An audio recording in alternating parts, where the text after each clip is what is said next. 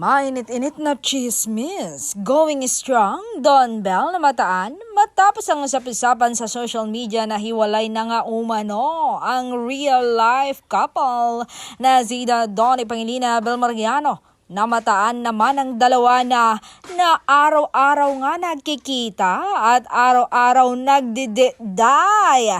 Parang mag-asawa lang daw ang mga galawan. Ganon ba ang hiwalay?